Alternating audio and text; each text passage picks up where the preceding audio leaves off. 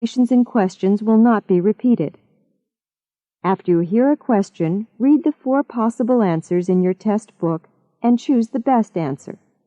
Then, on your answer sheet, find the number of the question and fill in the space that corresponds to the letter of the answer you have chosen.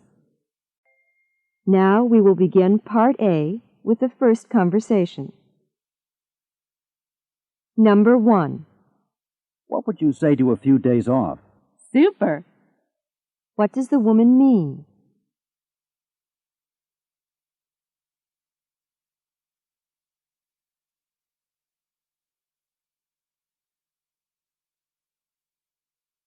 Number 2. This food sure is spicy. No kidding. What does the woman mean?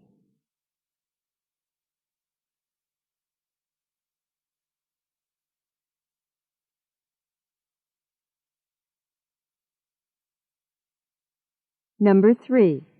Wasn't that a great movie? I've seen better. What does the man mean?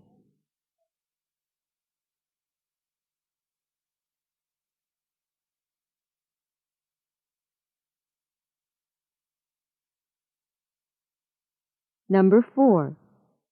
That's a fantastic stereo system. It must have been expensive. I bought it on sale. What does the man imply about his stereo?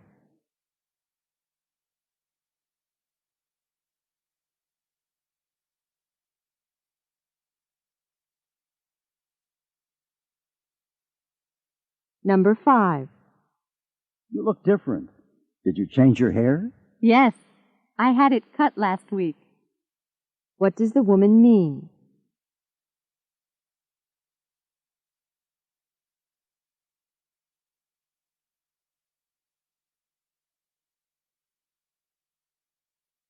Number 6. Could you please bring me a bowl of soup and a salad? Right away. What does the man mean?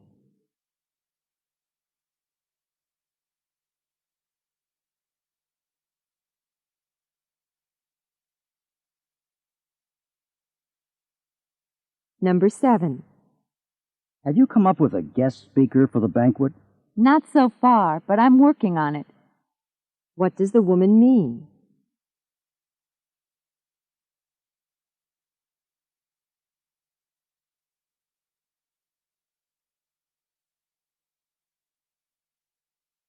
Number 8. Someone's here to see you. What? What does the woman want to know?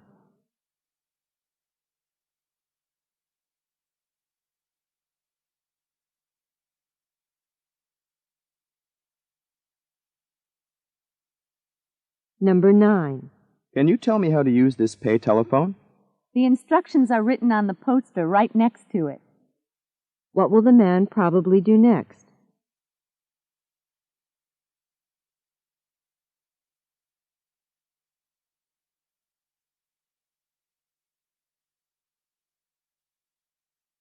Number 10. How did you do at getting contributions for the scholarship? Well, we're still short $200. What does the man mean?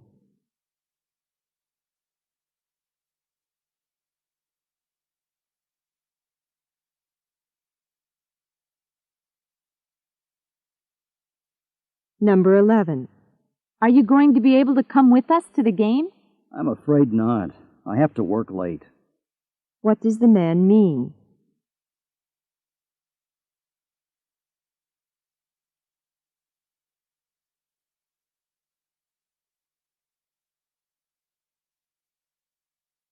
Number 12.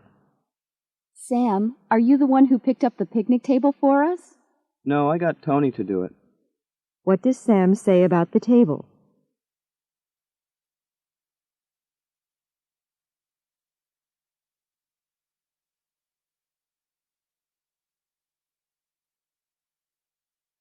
Number 13. When are you going to move into the dorm, Randy? I'm not sure. I'd like to be able to wait until after summer vacation. What does Randy mean?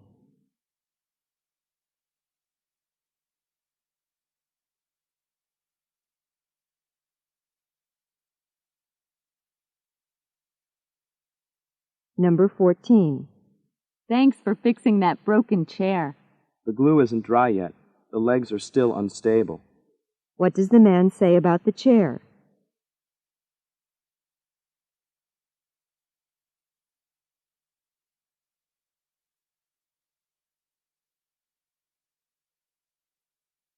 Number 15. This assignment is too much. I'll never get it done. No need to panic. Just take it one step at a time. What does the woman think the man should do?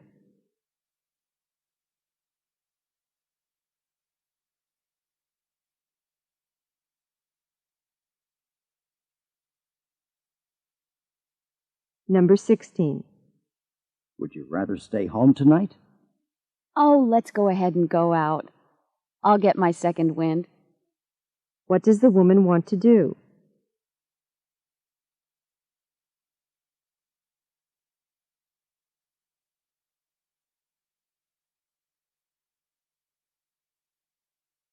Number 17. I can't figure out how to turn off the coffee machine. Did you check the instructions? They're printed on the back. What does the woman think the man should do?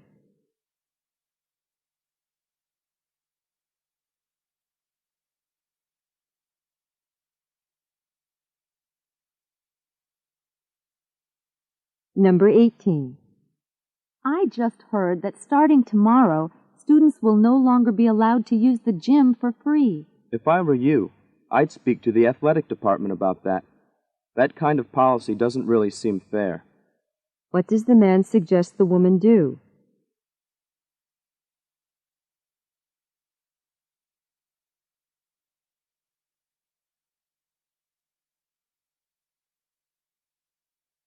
Number 19. Those new drapes are gorgeous. Thanks. They're practical, too. My heating bill has gone way down since I put them in. What does the man mean?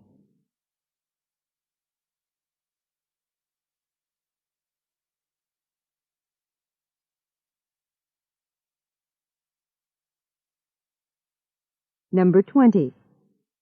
John sure seems happy with his new bicycle. He really got a good deal on it at the bike sale. What does the man mean?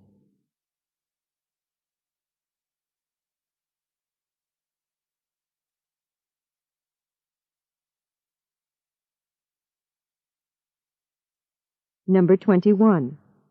We're going to get something to eat now. Aren't you coming? I just finished a sandwich. What does the man imply?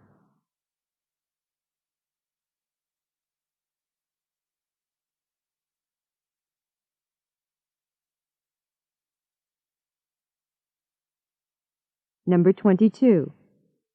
Isn't Professor Larson the only faculty member in the English department who has written a book? Far from it. There are a number of others who've done a lot of publishing. What does the woman mean?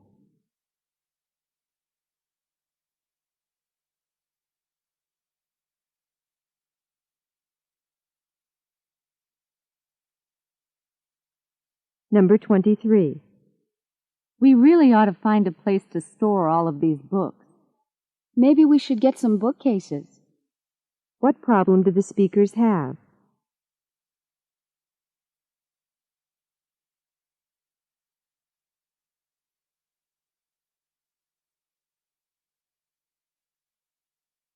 Number 24. I guess I'm going to have to take George to the airport. Why don't you get someone else to do it? What does the woman suggest the man do?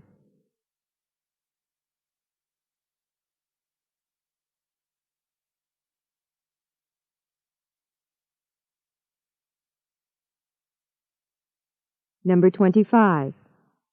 I hear you're going to take the 6-week French immersion class this summer. Did you get a grant to help pay for it?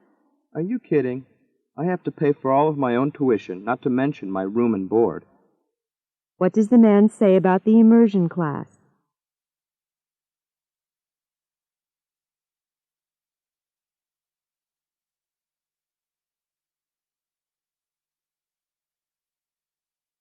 Number 26. I don't like the looks of those clouds. I wouldn't worry about them. If it starts to rain, we'll just move our picnic indoors. What does the woman mean?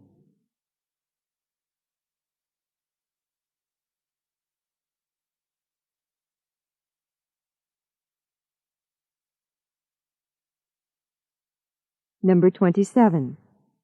It's going to take me several days to revise this research paper. Unfortunately, it's due tomorrow. What does the man mean?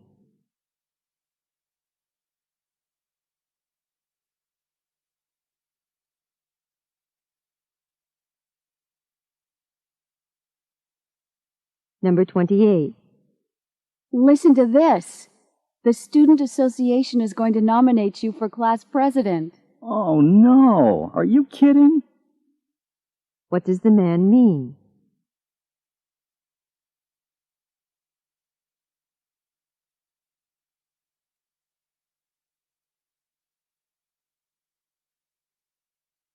Number 29. Paul didn't show up at the meeting today. I know. What I want to know is if he finished that report he promised. What does the woman mean?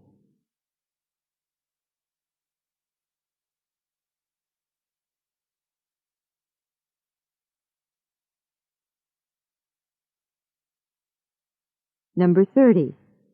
We're ready to leave for the theater now. Aren't you coming? I'll catch up. I'm waiting for Jane. What does the man imply?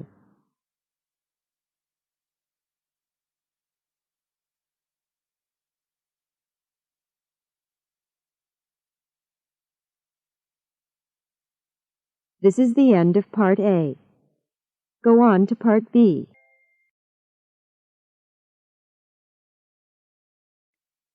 Part B. Directions. In this part, you will hear longer conversations. After each conversation, you will hear several questions. The conversations and questions will not be repeated. After you hear a question, read the 4 possible answers in your test book and choose the best answer. Then, on your answer sheet, find the number of the question and fill in the space that corresponds to the letter of the answer you have chosen. Remember, you are not allowed to take notes or write in your test book. Now we will begin Part B with the first conversation. Questions 31 through 34. Listen to the following conversation. Hi, Fred. I didn't see you in Professor Densmore's class this morning. Well, I spent half the night in the computer lab finishing a psychology paper that's due today. I finally did get to sleep around 3 this morning, but I didn't hear my alarm when it went off at 6:30. Still always putting things off until the last minute, huh? Wasn't that paper assigned a couple of months ago? Well, yes, but you know how easily time can get away from you. Right. Well, anyway, you missed a good lecture this morning. I think you would have found it especially interesting. Oh, yeah? Why? As I remember, you're interested in volcanoes. Well, today Professor Densmore's lecture was all about Mount St. Helens in Washington State. It really is a shame that I missed that. Oh, well, at least I got my psychology paper finished. Yeah. By the way, what did you write about? The personality traits of people who are prone to procrastination. You know, that fine art of postponing things you have to do. Oh, so I guess you understand yourself a bit better now that you've finished this paper, right? Well, I hadn't thought of it that way, but, you know, I guess you might be right. Number 31. Who is the woman in this conversation?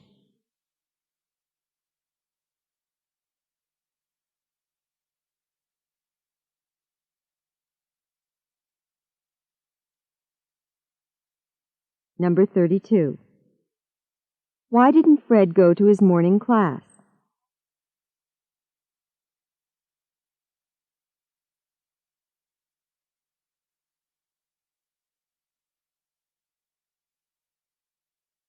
Number 33. What was Fred doing last night?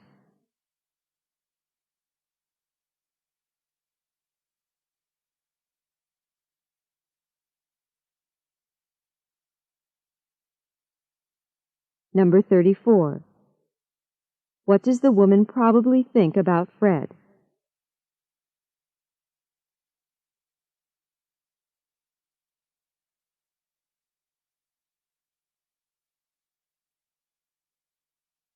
Questions 35 through 38. Listen to a conversation about sports. Sam, where are you going with all that climbing gear? To the mountains? That's what most people think. But actually, I'm involved in an up-and-coming new sport, tree climbing. Really? I know that kids climb trees and people climb trees as part of their jobs, but a new sport? Tell me more about it. Well, there is now an organization, Tree Climbers International, which was founded in 1984 by Peter Jenkins. He also has a school where he trains people to climb. But why trees? Well, Jenkins is a tree surgeon and a former rock climber. He just combined his two loves into a sport.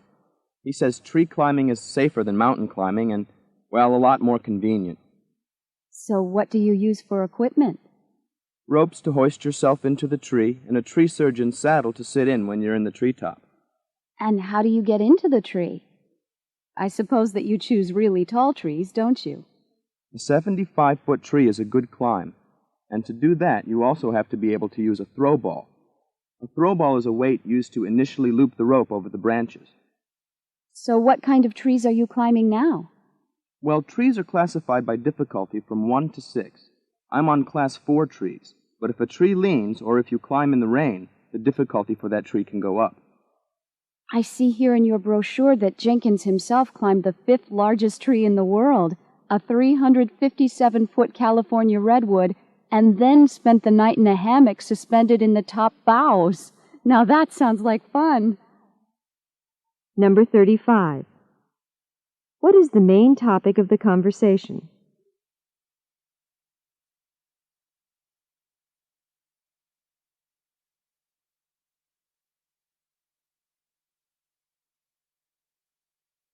Number 36. Why did Peter Jenkins begin the sport of tree climbing?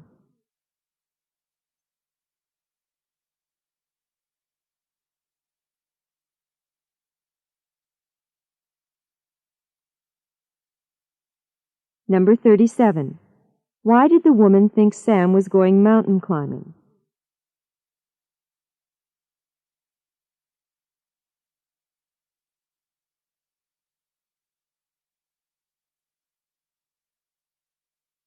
Number 38.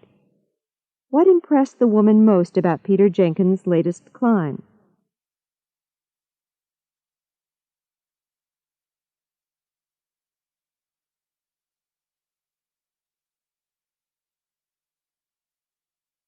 This is the end of Part B. Go on to Part C.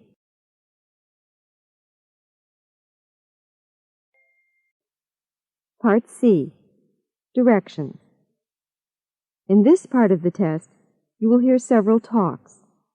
After each talk, you will hear some questions. The talks and questions will not be repeated. After you hear a question, read the 4 possible answers in your test book and choose the best answer.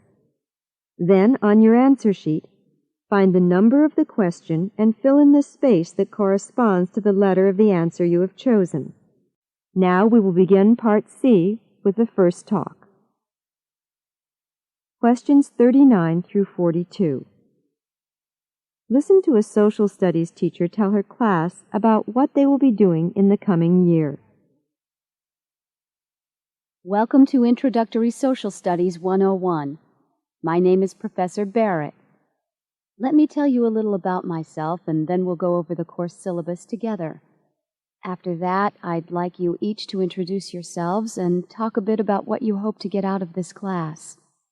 I have been teaching in the Social Studies department here at Johnsville College for 13 years. This is my first year of teaching the introductory course, though, which is one of the reasons I want to know about your expectations. I did my undergraduate work at Burke College and got my advanced degrees in modern American history right here at Johnsville. I worked for several years at the Social Science Research Center in Washington, D.C., but I wasn't able to teach there, and I decided that my first love is teaching. So I came back to Johnsville. Normally, I teach a modern American history course and a senior seminar. This year, Dr. Wilkins is teaching the senior seminar, and I have taken over this introductory course for him. I welcome the change and look forward to some lively discussion in this class. One more thing before I distribute copies of the syllabus. As most of you know, starting this year, we are introducing a community service requirement to the social studies curriculum. In order to get credit for this class, you will be expected to complete 10 hours of community service with one or more service organizations of your choice. If you have questions about whether a particular organization qualifies, please see me individually. Now, here is the syllabus. You'll see that this is the first half of a 2-year survey course on world civilizations. Let's look at the details of the syllabus so that you will get a sense of the pace and sequence of the subjects we will cover. When I'm finished, I'm sure you'll have lots of questions. Number 39. What was one of the reasons that Professor Barrett said she wanted the students to talk about their expectations?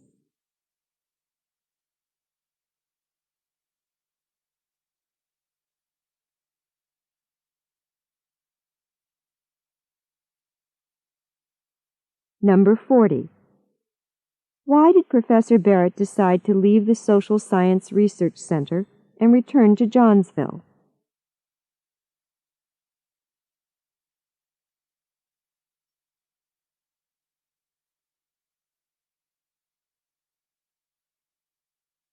Number 41.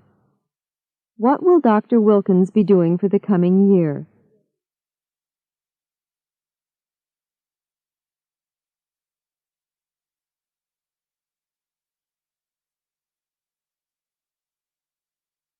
Number 42.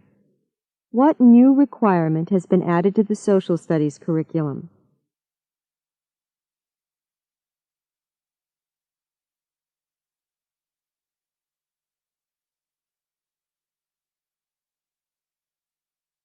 Questions 43 through 46. Listen to a radio talk about robins. The American robin, a member of the thrush family of birds, can be found throughout most of North America. It is commonly seen on neighborhood lawns, where it runs to and fro looking for juicy worms and tasty insects. In the fall, many robins migrate from the north to spend the winter in the warmer climate of southern states. However, not all robins migrate that far or that direction. Some birds migrate east or west rather than from north to south. In the spring, males arrive back in the north before the females to select nesting territories. Once the females arrive and a male has successfully acquired a mate, construction of the nest begins. Robins' nests are neatly molded cavities of mud and sticks, which are lined with soft grass and down from the breast of the female. Robins' nests can be found in a variety of locations, including trees, window ledges, and even on the tops of outdoor lamps. The female lays between 4 and 6 bluish-green eggs. Once laid, the eggs need to incubate for 12 to 15 days before they hatch. While the female does most of the incubating, sitting on the eggs day and night to keep them warm, the male does relieve her from time to time so that she can eat. It is common for a pair of robins to produce 2 sets of eggs in one summer session. Number 43. What does the robin eat?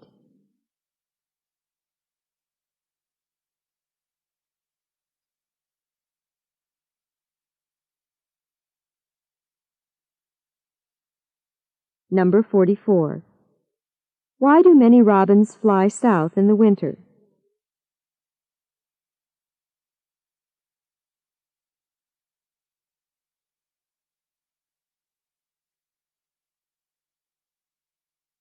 Number 45. Why does the male robin arrive back in the north before the female does?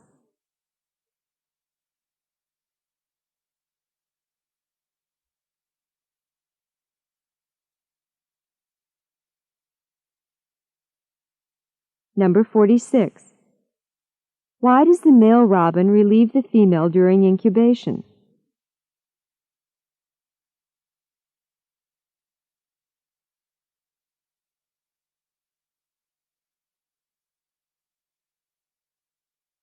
Questions 47 through 50.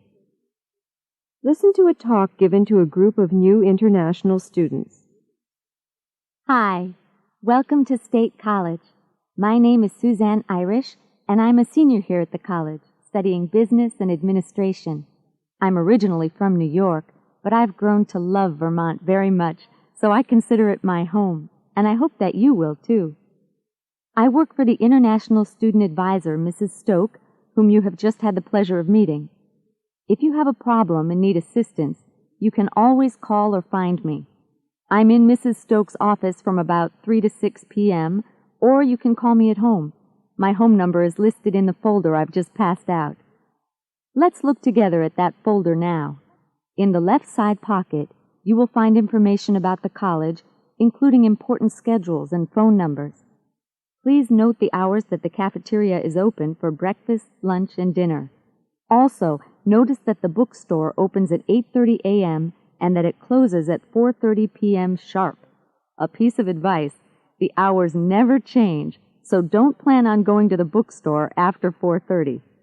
Also, included in this side of your folder are descriptions and schedules for the classes you'll be taking. Another piece of advice: try to be on time to class. You might want to set your watch ahead by 10 minutes if you're the type of person that always runs late. On the right-hand side of the folder, I have placed tourist pamphlets on Vermont for you to read or save for your parents when they come to visit you. I especially recommend the Blue Map of Vermont and the Seasonal Guide because they both give information on a wide range of restaurants, museums, and attractions in Vermont. If you would like to discuss any of the attractions with me, I'm always available. Oh, we've run out of time. We should get ready to go on our campus tour. Number 47. Who is Suzanne Irish?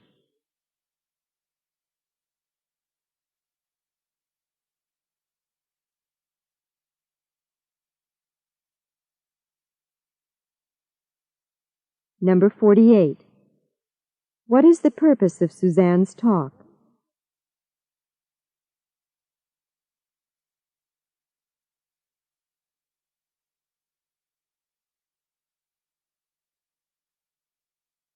Number 49.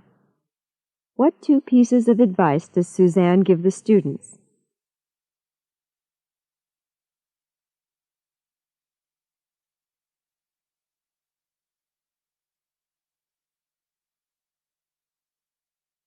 Number 50. What is going to happen now?